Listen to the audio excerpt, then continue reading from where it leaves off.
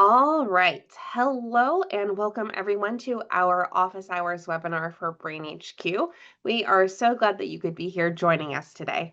My name is Stephanie and I am the multimedia specialist here at Posit Science, the makers of BrainHQ. My co-host today is Dr. Henry Monka. Henry, you want to pop on and say hi? Hey, folks. Hey, Stephanie. Thanks for hosting us. Of course. Thanks for being here, Henry. Now, for those of you that have attended one of our webinars before, you likely know Henry, and he's a familiar face. But for those of you who haven't joined us before, Henry earned his PhD in neuroscience at the University of California, San Francisco, where he studied brain plasticity with our co-founder, Dr. Michael Merzenich. He has been the CEO of Posit Science here since 2011. So, Henry, so glad that you are joining us today. Thank you so much. I'm looking forward to it. Yeah. All right, so today's format is going to be a little bit different from our other office hours webinars. This is going to be our, I think, fourth challenge on webinar that we're doing. And in previous challenge on webinars, we've prepared specific presentations about specific exercises. But this time around, we wanted to try and kind of treat this one like an actual office hour, like we're going back to school here. We want to know what kind of exercises you guys want help with. So to start, we're going to go over one of the exercises that we missed out on from our previous memory webinar. That's going to be to-do list training. For those of you that joined us in September, we were having some technical difficulties and couldn't get auditory exercises to work through Zoom. So we are going to be going back and doing that one first today. But after that, we are going to go ahead and run a couple of polls with groupings of exercises in BrainHQ. When those polls appear, you can go ahead and vote on which of those exercises you most want us to demonstrate. And the exercise with the highest votes per poll will be the ones that we demo today. We are also going to try and do our best to leave a little bit of time towards the end to answer questions about other exercises or about BrainHQ in general. But there is a chance that we aren't going to be able to answer every single question today. There are a lot more of you in the audience than there are me and Henry, and also Mitchell running Q&A in the background today. Thank you, Mitchell. One of the good things, though, is that our support team is ready to answer any questions that you may have that we don't get to today. You can send any of your follow-up questions to our support team at support@brainhq.com. You can also visit our support site at support.brainhq.com, and that is a site that has answers to a lot of common questions, including a whole section dedicated to exercises within BrainHQ. The last thing that I wanted to note is that today's webinar is being recorded and it will get posted to our YouTube channel in the coming days. So if you'd like to be notified when the video goes live, be sure to go to youtube.com/brainhq and subscribe there in order to receive a notification. You'll also find previous challenge on webinars there too. So if you want to see demos of some of the other exercises that we've done before, we would encourage you to go ahead and watch those recordings as well. All right, so let's go ahead and just jump right into to-do list training before we do the first poll here. So let me switch over to my demo window here. I was All just right, doing some to-do list training myself this morning in preparation for this, so I'm all perfect. Stephanie. Yeah. All right, so really quickly, let's go to explore all exercises. And to-do list training is one of our memory exercises. So I'm going to scroll down to memory and select to-do list training. And this is a new account that I use for webinars, so there hasn't been much training on it at all. Let's go ahead and just start at the top. All right, let's go through the tutorial here. So listen carefully and find the objects in the order requested. Grab the stone, and then get the plow. All right, so we heard auditory instructions. If I set this up right, Henry, can you confirm?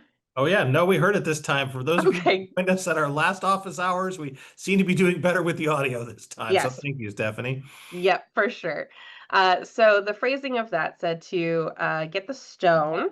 So we click the stone and then the plow, and so then we select the plow. And so that's pretty easy and straightforward at first, but let's see what it looks like in practice here. Grab the shovel. After that, find the brush. Now, Stephanie, before you do anything else, let's just pause and kind of give our first tip about this exercise. So, Yep. this exercise uses these kinds of farm implements, and we recognize here that not everybody grew up in a farm. So, let's just call out a few things here. So, in the upper left, we see a screw. Maybe that's reasonably clear. In the middle top, we see a plant. Then we see a brush on the right, and then a hammer on the middle row. And then maybe the tricky one for some people, that thing, some of you may know that as a plow. Some of you may be learning today that that's what we're talking about when the to-do list training says a plow. So good, that might help you do this exercise. Then we have a bucket, we have a bag, a shovel, and some carrots. I think the hard one here really is the plow for some people who just maybe aren't familiar with that image or that concept. So let's start with that. Now we can carry on with the exercise. I've probably All right. completely erased in your memory what was said. Am I right? A little bit, yeah. So let's go ahead and see what happens when we get one wrong. Good. All right. It was the shovel and then the brush. Grab the stone, and then get the plow. All right. So grab the stone. And then the icons move around in between sometimes, which is I kind of want to tricky. call that out because that's an important tip about doing this. So you have to remember what was said, which was grab the stone and then the plow. And sometimes when you pick the first one, the icons are going to reorganize themselves a little bit. So you can't really plan out all your clicks in advance. What the exercise is making you do is pull one item out of your working memory, and then, it may shuffle things around a little bit. So you have to go back into your working memory and specifically pull that second item out and find it on the screen. And what was that second item, Stephanie? I believe it was the plow. I believe so too. Let's see if we're both right. All right. One other quick thing while we were going over some of the iconography here. We have two new sort of items that have shown up. This plank of wood, I believe the exercise refers to it as a board. And then this thing down here is a stake for, staking things into the ground, just in case that comes up later. All You need the right. brush, and after that, find the board. So let's All right. pause again for a moment. One of the things that we did to really challenge your working memory with this exercise is we kind of fiddle around with the grammar a little bit there, right? We don't always just say first the shovel, next the stone. So in that case, we said, hey, you need the hammer and then you need, I guess the second one already. Was it the stone, Stephanie? I was focusing on the grammar. I think it was the brush and then the board. The brush and then the board. So you do have to listen to how, the grammar of how this is presented. And we'll come back to that in more of the challenging levels in a moment, I'm sure. Or maybe it Right was the now, they're stone and the going in board. order. Let's find out. Okay. And then the board. A. You need the Beautiful. plow, and then the board. Okay. Plow. And then board. Find the hammer, and then grab the stone. After that, grab the screw. Okay, so you see, pause for a moment. You see now this has gotten one bit harder now because Stephanie's shown she can do 2 items. And now it's asking her to remember 3 items. So again, every exercise in BrainHQ is adaptive. It's going to get harder as you get better. So it's always going to challenge your brain to drive brain plasticity and brain rewiring. So you got to have 3 now. And so let's talk a little bit about how different people kind of keep this in mind. So there's 2 basic approaches, and I encourage you to use them both, depending on which one you find most helpful. Neuroscientists, when we think about working memory, holding things in memory like this, sometimes we talk about the phonological loop. And that's a complicated term that just means, hey, just repeat this to yourself, right? So for me, as I hear those instructions, as soon as I start to hear them, I just start to repeat themselves in my mind. And that helps me keep them in my working memory. And that's a completely legitimate approach to doing to-do list training. It's a completely legitimate approach to anything in your working memory. Someone tells you to remember a phone number, just say it out loud to yourself inside your head and help keep it in your mind. Now, another equally valid approach that I use and other people do is we try to turn this almost into visual memory. Neuroscientists call that the sketch pad. And what they mean by that is you might actually have an image in your mind of what you see.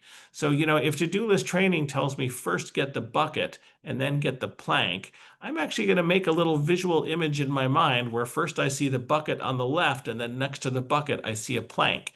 And I try to hold that visual image in my mind so when it comes back, I repeat it to myself. I see that image, and that helps me get the right answers here. Now, interference is a problem. I've said all this. I've probably made Stephanie forget what she just heard. But I want to encourage you to repeat it to yourself that way, and I want to encourage you to use your visual sketchpad memory to keep track of what's been said to you. Yeah, this is not typically a way that you should be training with the exercise where you were having a conversation in between each trial. But No, in a weird definitely way, don't do that. I'm in a just weird adding way, to it's kind of Stephanie. working me out more. Exactly. Um, okay, so I think it was the hammer, the stone, and then the screw. Let's find out. Hammer, stone, A. Grab the Beautiful. stone. After that, find the board, and after that, find the brush. Okay. So like Henry says, I usually talk out loud when I'm doing this. So it was the stone, the board, and then the brush. Was that right? Let's I think find you're out. right. Stone, board, brush. There we go. First, get the So plant. Stephanie, After let's uh, that, let's go on find to a different level so we can talk about how this exercise changes over time. Yeah, I was just thinking that. Do you have any suggestions? Why don't we do one of those ones with instructional complexity high? So on stage 2, why don't we do the first column, but the bottommost level there? Okay. I think complexity is Oh, I'm the sorry. You're right. x-axis. You're Yeah. definitely right. I've read that wrong. Thank you. All right. So let's. Okay. So the current set of items is still going to be the same. before you get the stone, find the rope. Okay, so I Okay. want to call out two things here from a science perspective. The first is what we talked about a little bit before. We've made the grammar more complex. It said before you get the stone, get the rope, I think. Now, Yep. you can't click stone first because before you get the stone, you have to get the rope. So now we're asking your working memory not just to store information, but to actively move it around and manipulate it. And that's really what makes working memory working memory. Your memory has to do some work. So before you get the stone, get the rope, I think it said. I may have already gotten mixed up. And of course, that means we have to mix that around our mind. We have to click the rope and then the stone. Let's do that, and then I'll make some more comments. Okay, let's hear the next one. You need the stone after you've got the plow. Okay, so again, don't click anything yet if you don't mind, but the right answer here is going to be plowed and then stone. First of all, notice you don't even see the stone right now. It's going to appear after we click the plow. The second thing is that you may have noticed the speech sounds a little strange here, right? And that's not just Zoom. The speech has actually been slowed down and stretched out. And I want to mention that because some people write to us and are like, hey, the sound is all messed up on this exercise. Good news, the sound is not messed up. We messed it up that way on purpose thanks to our incredible science team.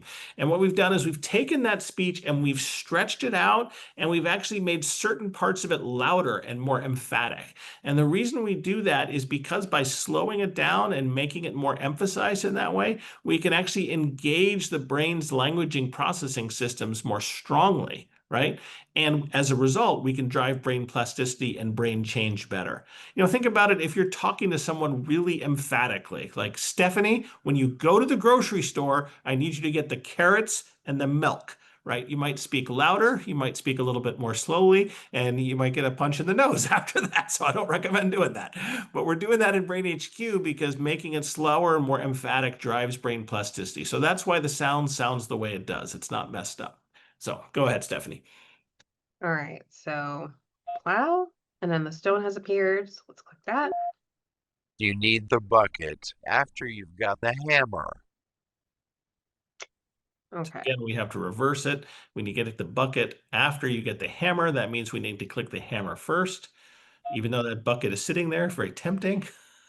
And now we click the bucket. Find the Yep. board after you've got the shovel, and then after that, the stake.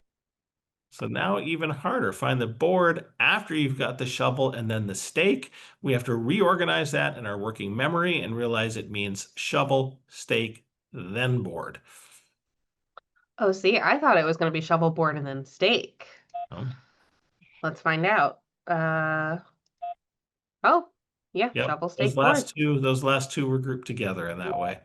Yep. Before you get the shovel and then the board, you should get the hammer. This time, the first two are grouped together. Before you get the shovel and then the board, you need to get the hammer. So we got to start with the hammer, And and then then we're going to the get the shovel shovel. and the board. It's when I get these kinds of instructions, I kind of think about what visually when grouping those items together, I kind of put them in like parentheses or put them in a bucket Exactly. next to each other. So that might be a tip that might be helpful for people as well. Perfect. All right. Before you get the Yeah. Shall we go on to another level, Stephanie, or looking at the clock? Shall we pick a new exercise? Um, I think let's go to one more level, and if anybody has questions about to-do list training, we'll take those. And if like once we get a question or two out of the way with to-do list training, then I think we should pivot to our first poll. Beautiful.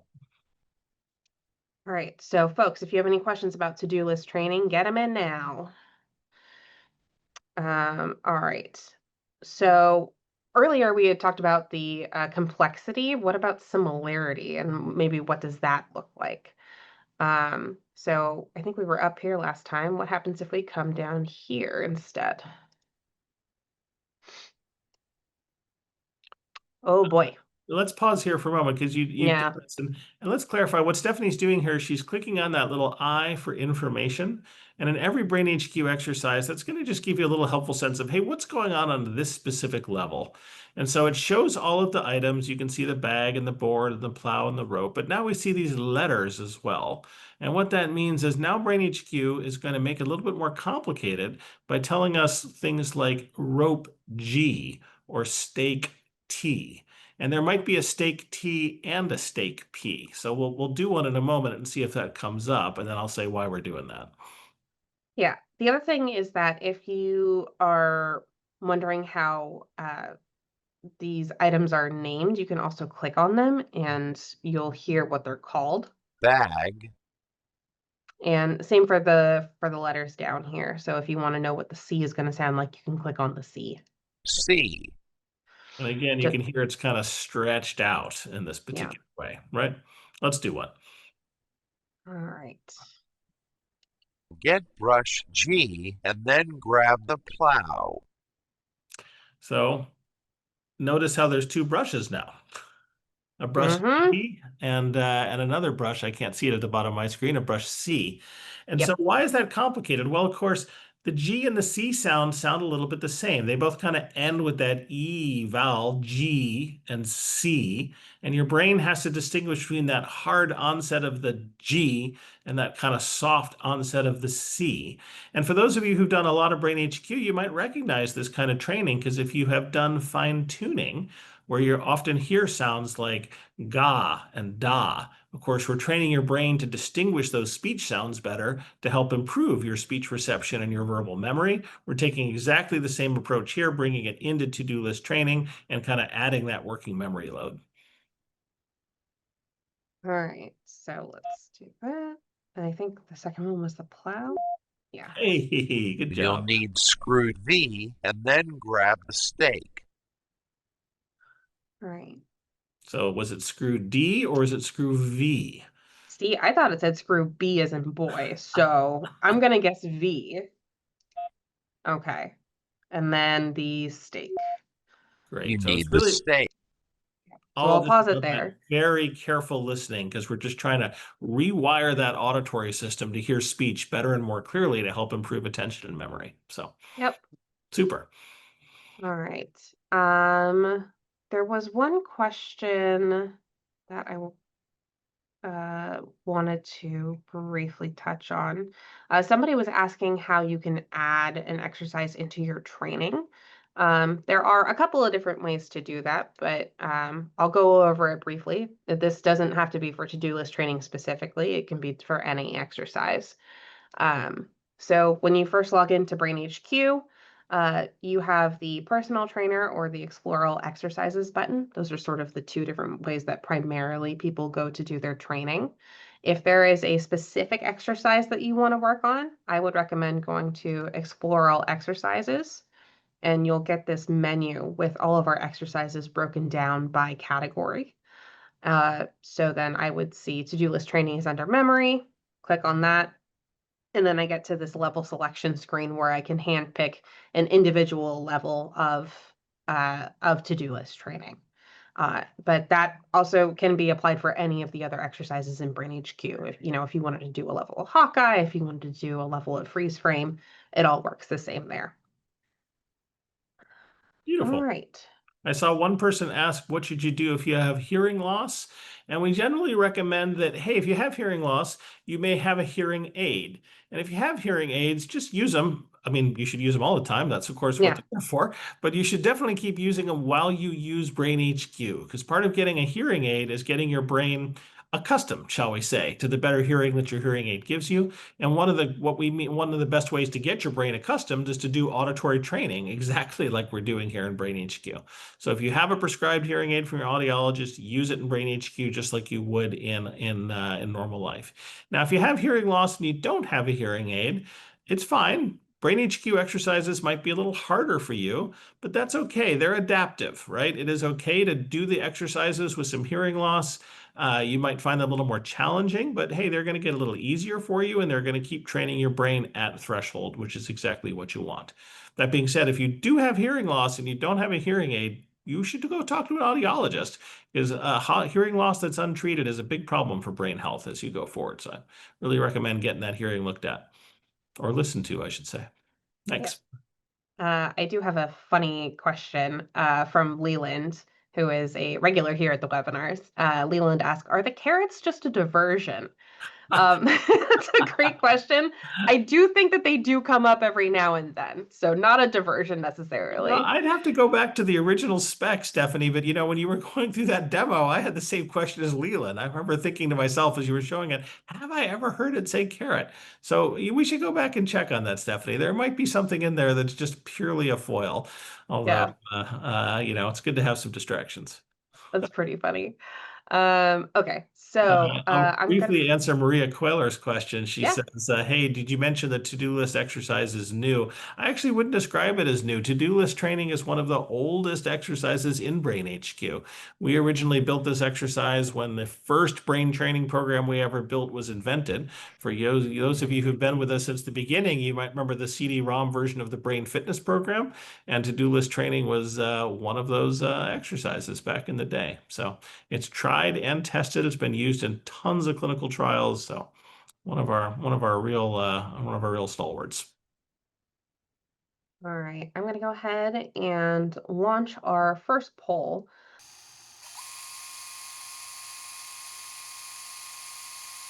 Yeah, I do actually think freeze frame is the winner here. Let's do it. All right. So let me stop sharing that, and let's pivot back to my training window. All right, and I will go back to training, use explore all exercises, and then select freeze frame here. And I think first level is fine for us to start out with. All right, so freeze frame. There are going to be a series of images displayed. Each one is going to be on screen for a short time.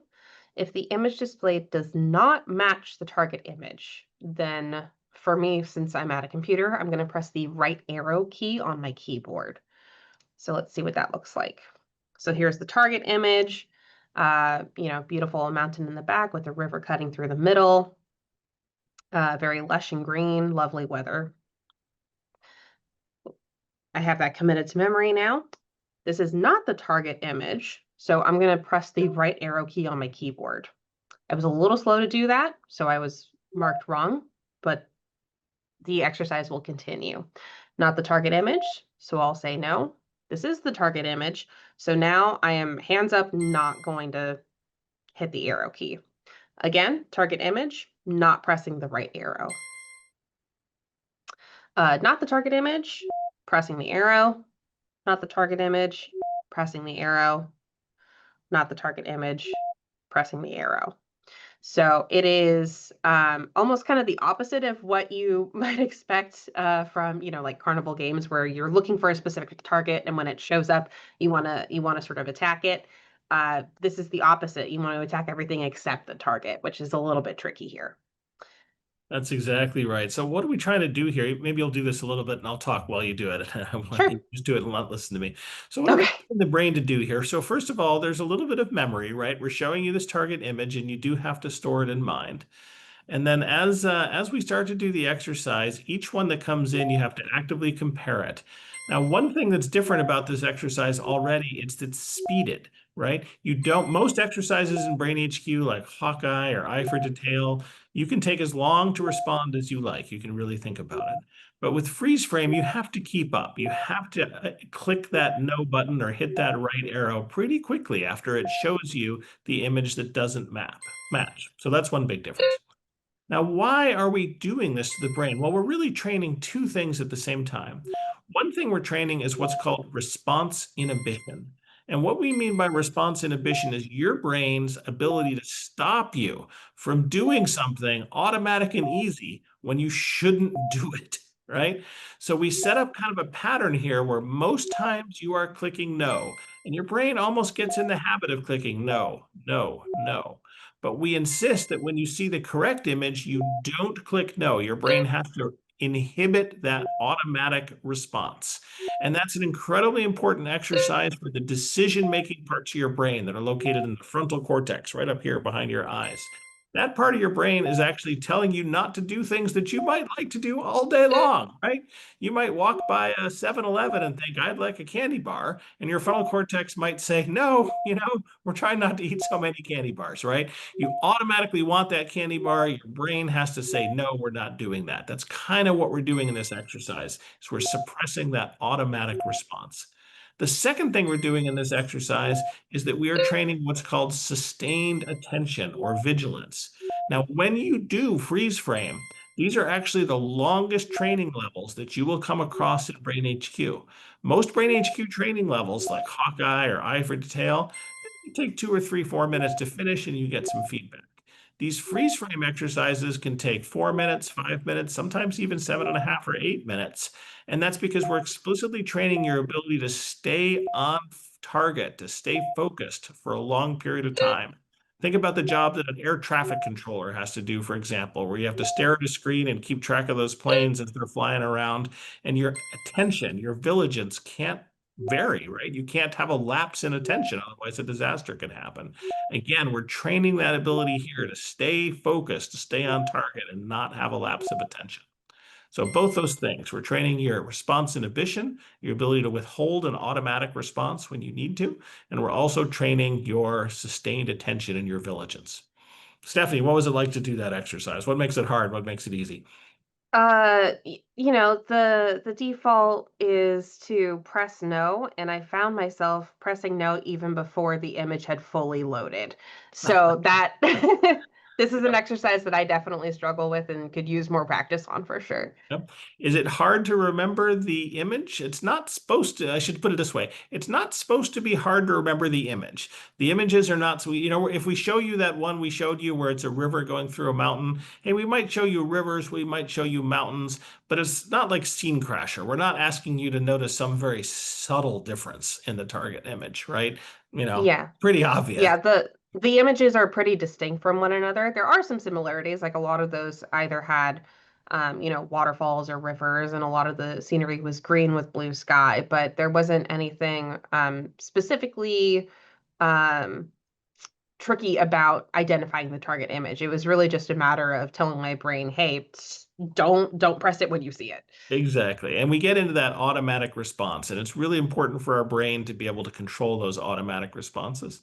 Hey, I want to take a question because I just saw it. Jill asks, Hey, my training exercises have not never brought up freeze frame before. I have to go pick it manually. Why is that? And that's exactly right. The personal trainer by default is not going to give you the freeze frame exercise.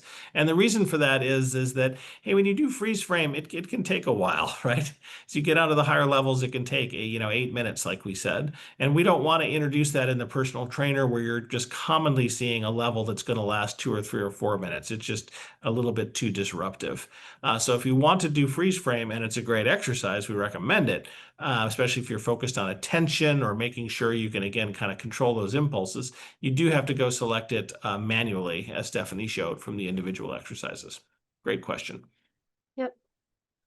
One other question, I lost who had asked it, but somebody was asking about how freeze frame is sort of graded. Like Oh, how does it tell when you yeah. advance to a This higher is trial or a this more is difficult an trial? this is another kind of unusual aspect about freeze frame. Again, Yeah. what Stephanie showed before to-do list training, if you get two right in a row, it's going to get a unit harder and you'll have one other thing to remember. And if you get one wrong, it's going to get easier and you'll have one less thing to remember. Freeze frame does kind of work like that, but it's pretty subtle. And the right way to answer that question is say, hey, what makes freeze frame hard? And what makes freeze frame hard is that people have lapses in attention. Our mind wanders, right? And so the way we adjust the difficulty of freeze frame is we adjust how commonly does the target image appear. Now, if the target image appears reasonably commonly, maybe every 4 or 5 or 10 images you see a target, hey, you can kind of keep on target, keep focused because they're coming up a lot. We make it harder by then making it, well, there might be 15 images before you see the target. There might be 20 images before you see the target. So you can see we're sort of stretching out your attention and your vigilance. And so what freeze frame does is every now and then it sort of checks in and looks at the past bunch of ones you've done. And if you've correctly said no and yes, an adequate number of times, then it makes the target image less frequent. On the other hand, if BrainHQ notices your attention is lapsing, because often you respond to the target image, then it's going to bring it in a little bit more frequently to kind of wake up your brain and keep it more going. But I will say it's harder to notice these changes than it is in most BrainHQ exercises. And I don't recommend you worry about it very much. When you're doing this, I think what's really important is that you just keep that target image in your mind, either as an image or a verbal description of that image. And a little bit like Stephanie was saying, as each image comes in, just as quick as you can, just try to say yes or no to yourself, and then make sure your finger or your mouse button is doing what your brain says when you say yes or no. That's my main tip about success with freeze frame. And Yep. people who get good at it and do it well, I think they feel like they're in a flow state at some point where they're at a very natural level of sustained attention. They just keep going. But hey, lots of people are not like that normally, and that's why the training exercise is good for you. Yeah, we had a couple people asking because we mentioned that freeze frame doesn't come up in the personal trainer. Suzanne and Joanne had both asked, are there other exercises that don't come up in the personal trainer? I think freeze frame is the only one that doesn't come up in the default personal trainer. Um, uh, yeah, I think that's the only That's one. correct. Henry, That's correct. yeah, And then I okay, see one person saying the personal trainer did give them freeze frame. The personal trainer can be configured to do that. And yep, perhaps it got configured that way for you, perhaps by you. You might be working with a group where an admin has configured it for you. If you're noticing with a personal trainer and you want us to check on why, just send us a note at support@brainhq.com. We'll look into what's going on here. It's certainly fine to do it in a personal trainer. We just typically don't include it in a default because it can come as a surprise for people about why it's so long and so different. yeah. Um, oh, George has an interesting question. How does this exercise transfer to real life? Oh, that's a great question. Thanks. This exercise is actually a pretty interesting invention. It was developed by a research scientist here named Tom Van Vliet. And Dr. Van Vliet, he also got a PhD in psychology and cognitive science. He actually invented this exercise while he was working at the Veterans Administration Hospital. And he was interested with a colleague of his on helping people who've had stroke. And in particular, some people who have stroke have a condition called hemi-neglect, where their attention system has been damaged and they have a hard time noticing things on the left side of their visual field. And that's an incredibly difficult condition to treat. And Dr. Van Vliet and his colleague invented this exercise because it trains attention, but you don't have to notice something that's, on the right or the left, which can be very difficult for people with this kind of stroke. You just can pay attention to your entire visual field. And actually, he's done some beautiful clinical trials showing that it can help people with this specific condition. And that's very exciting to see. But we've also done trials in just totally, what you might say, non-stroke people who have, healthy brains but are working on their attention and, clearly see some nice improvements in attention and just using this exercise itself. So that's kind of where the exercise comes from. What we think it's doing in the brain is upregulating certain what we call neuromodulators. These are neurochemicals in the brain that are related to attention and focus. And we think that by putting the brain in this focused state for a long period of time, we're increasing the brain's production of those neuromodulators. And in fact, if you've seen the news, there was a beautiful study that just came out about 2 weeks ago from colleagues of ours at a Canadian university, McGill, where using the freeze frame training exercise, they actually showed quite beautifully that it improves a key neurochemical called acetylcholine, which is related to your ability to pay attention. And really just a breakthrough result. And we have this on our blog if you'd like to learn more, but showing that this exercise, improves the brain's production of the chemical that's required for you to pay attention. So it's always very cool for us here at Posit Science where someone invents an exercise, we think what it's doing in the brain is a certain thing, and then, hey, we go ahead and do a clinical trial and show that, hey, that's exactly how it's working. So it's exciting because it's real just a breakthrough in brain plasticity to show that this attention system in acetylcholine can be rewired by doing this pretty straightforward exercise. All right. So checking in on the time here, I think I'm going to go ahead and start the poll for the next exercise that As you y'all do want that, us I'll to just answer demo. one other question from Pam. Yeah. We only demoed the one level. She asked, "Hey, does the target image ever change to a different one?" And absolutely, it does. Every level in freeze frame, and there are quite a few levels. It's got a different target image. And that's really just for variety. I wouldn't say the target image matters that much.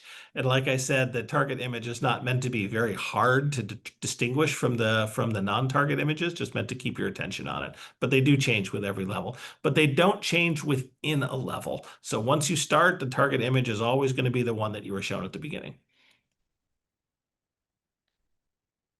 Yep. And also, Terry and a couple of other anonymous attendees have asked about freeze frame and has it been studied with in people who have ADD or ADHD? It hasn't yet, but it's obviously a great question, and thank you for asking it. It's certainly an area we'd like to explore. We've done a few pilot studies with young people with ADHD using the attention training exercises in BrainHQ. They're very early studies, so we're not out there saying that this has been solved, but definitely the right question to ask and something we hope we have the opportunity to study more as we go forward with the science. Yep, absolutely. All right, so you all should have seen a poll pop up on your screen for our auditory exercises.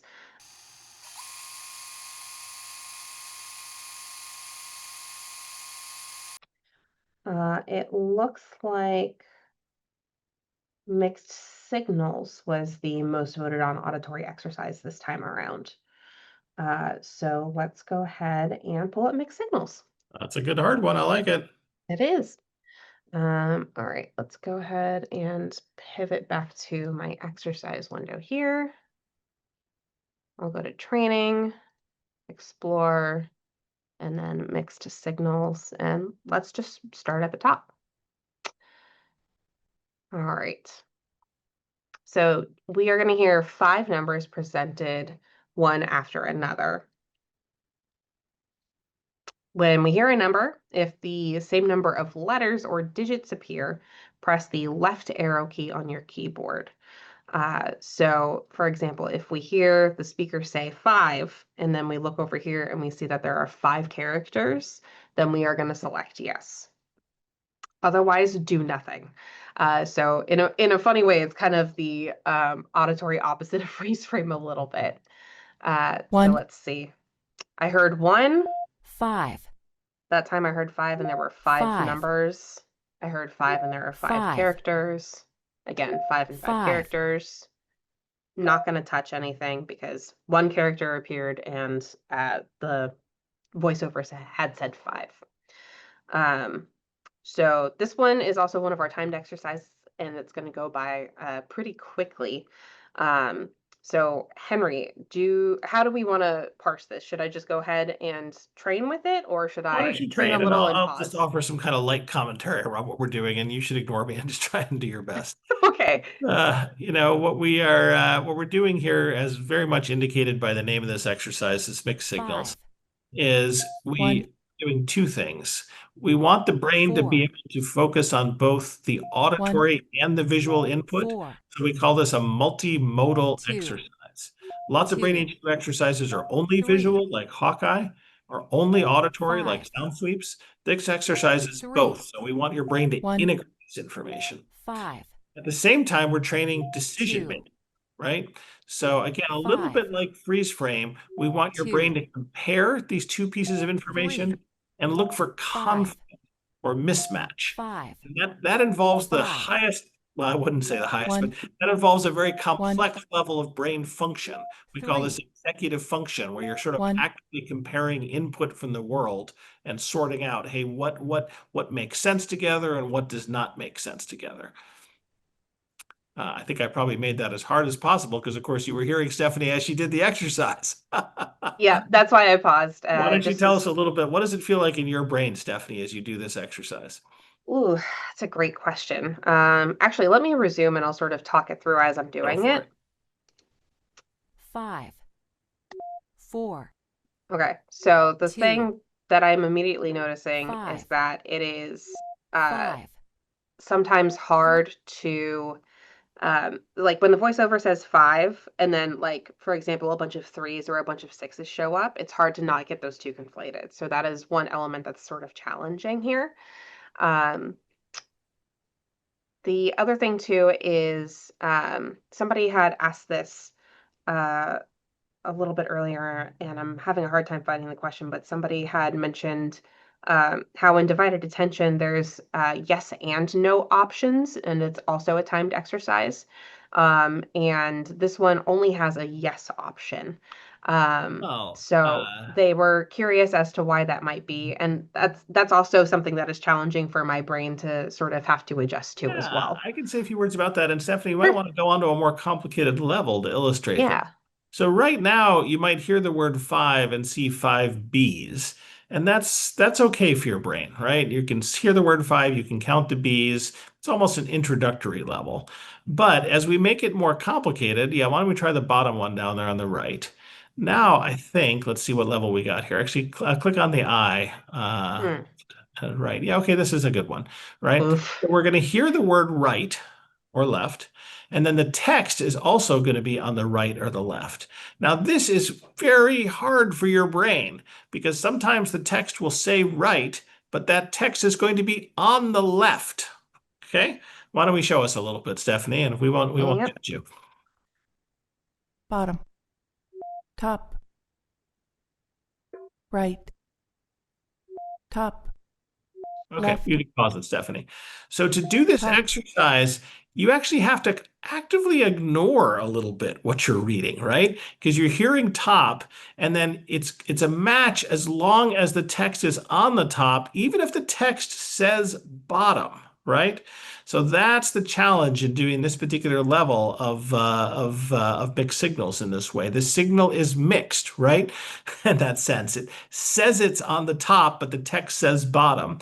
And again, we can come back a little bit to the freeze frame concept. We're trying to prevent that automatic response. Just because the text says top, it doesn't mean the text is on the top, which is the rule that we want you to follow here, right? And so that's really, again, training that decision making. We want your brain to quickly and accurately follow the rule, even if your automatic response is, oh, it says bottom, and I hear the phrase bottom, and the text says bottom, that sounds like a match. We need you to stop that automatic response and make the more careful, reasoned rule following response where, hey, I don't care if the text says bottom, the text needs to be at the bottom for me to decide that there's a match, right? So that's again training your frontal cortex. And of course, you're doing the whole thing at speed, right? You have to keep up.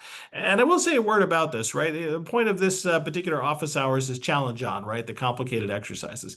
Boy, this is not an exercise I recommend for beginners at BrainHQ. This is an exercise that's good to get to you after you've done like a reasonable amount of Hawkeye and you've done some eye for detail and some double decision, right? If you hit this exercise and it's one of the first things you do in BrainHQ because you're like, oh, well, that sounds like a fun exercise, mixed signals. Like, I don't have any doubt it could be overwhelming, right? So in the personal trainer, if you're doing the personal trainer, this exercise doesn't come up for quite a while. Because we want you to get through some of the other ones first. And if you're struggling with this exercise, you don't have to do it, if I can put it that way. And you might enjoy going back and working on some of those more foundational exercises, again, like Hawkeye and divided attention and sound sweeps and things like that. In fact, I see Valama asking the question. So she says, hey, this is confusing, the numbers and the lack of coordination between the images and the numbers. Yeah, exactly right, Valama. Come and join the science team. It is confusing on purpose. We're introducing that confusion to your brain because we want train your brain to resolve that confusion quickly and accurately and make the correct response and do what's actually right, right? This isn't a perfect example, but the best example I can give is hey, if you're driving and you see a stoplight, we're all used to stoplights with the red light being, I suppose, at the top and the green light being at the bottom. But occasionally you might be in a city or a town where they turn that stoplight sideways. And I see that all the time. I honestly don't know why. But all of a sudden, that basic rule of, hey, the light at the top means, stop and the light at the bottom means go, you don't have that to help you anymore. And you have to focus really on the colors, whereas where they are. That's not a perfect example, but that's kind of what we mean here a little bit, where there's a rule you're trying to follow and you might have to ignore certain information to follow the rule. All right. So we've got about 5 minutes left of the webinar. I was going to run a poll to see if there were any exercises that we've previously covered in Challenge on Webinars that we wanted to cover again here, but I don't think we have quite enough time to do that. So I think I want to dedicate the rest of our time to the Q&A that we have here and try and answer as many of these questions in the next, 5 or 6 minutes as we can. All right, so all right. Yeah, go ahead. I was going to say, we have gotten a lot of questions about rhythm recall, which is one of our memory exercises, particularly using it on an iPad. Rhythm recall on an iPad was actually one of the exercises that we did in one of our first challenge on webinars. So if you want to send an email to support@brainhq.com and address it to me, Stephanie, I can send you a link to that recording, and I have both like a screen share so you can see what's happening on the screen, but I also had a fancy top-down camera so you could see how I was manipulating the screen with my hands in order to play with or train with rhythm recall. So for those of you that are struggling with rhythm recall on the iPad, like I said, send me an email and I'm happy to send you a recording of me training on an iPad and giving tips and tricks in a different challenge on webinar for you. Speaking of iPads, I want to take this question from Thomas on an exercise we didn't demo today called optic flow. And Thomas says, hey, this seems to be designed to be done with a tablet rather than a computer and a mouse. You're absolutely right. It's very difficult to do optic flow with a computer and a mouse. It's great to do on a tablet, but I have great news. There are keyboard shortcuts in optic flow. So if you remember that exercise, you have to click kind of on the far left or the center left or the center right or the far right to integrate where you see a target. And those are actually shortcutted to the keys 1, 2, 3, and 4 if you're using BrainHQ on a laptop with a keyboard. And that can make it much faster to respond, make it easier to do the exercise a bit as like it is on the iPad. So try out those keyboard shortcuts on Optic Flow, just the numbers 1, 2, 3, and 4. That can help. If you have any problems, just send us a note and we'll send you a little demonstration of how to do that. Great question. Yep. Joanna asks us, can we add an English accent from Britain to the names for In the Know? It's a great request. We commonly get this request not just from Britain, but also from Australia. We have a lot of great brain trainers in Australia, and they've commonly asked, can we update some of the speech so it sounds more Australian? And that is something we would love to do in the future, but I regret to say we are not working on yet. But I hope to do that someday because I know that's a very reasonable request. Yep. Um, all right. I'm also seeing a lot of requests for right turn and true north and card shark. Those are all also exercises that we have done previously in challenge on webinars.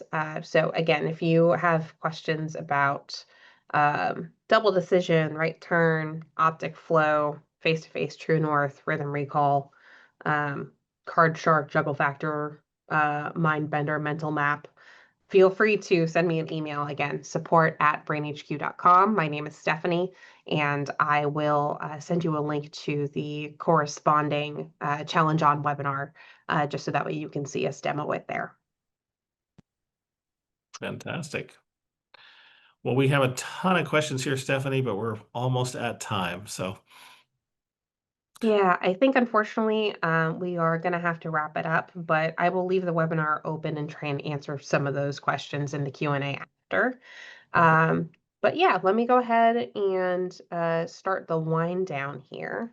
So first of all, thank you all again so much for joining us for the webinar today and for all of your amazing questions. Again, we're so sorry that we didn't get a chance to answer all of them, but I will hang out for a little bit and try and answer some in the chat after we wrap here. And if you have any questions, again, you can send those to support@brainhq.com. Either myself or any of the members of our fantastic customer delight team will answer those for you. And in fact, we have Mitchell running Q&A in the background today, and he has answered 51 of them so far. So if you have any doubt about your question being answered timely, please don't. um, Looking ahead, we do have a webinar next month that is going to be run by Dr. Mana Atara, and she's going to be talking about chemicals in the brain, neurochemicals or neuromodulators in the brain. So that's going to be very exciting, and I believe that is the second Wednesday in December.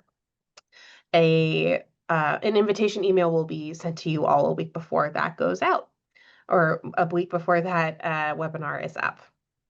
Let's see. Any other takeaways, Henry, that you want to share with people before No, we so many end? great questions, Stephanie, and we always do this and we get so many more questions that we answer. Please do email us at support@brainhq.com if you'd like us to follow up on a specific question we didn't have time to answer. And hey, thanks for tackling these very challenging exercises in BrainHQ. Anyone who's doing this, you have my congratulations. You're doing a great thing with your brain. Anyone who's tried some of these exercises and struggled, that's what they're there for. And hey, stick with them if you want, or go back to some foundational exercises if you like, but you are tackling some of the most complex things that our scientists have devised to help with brain health. So congratulations and happy brain training. Thank you. All right. Couldn't have said better myself. Thank you all again so much. And I hope you have a wonderful rest of your day and happy brain training.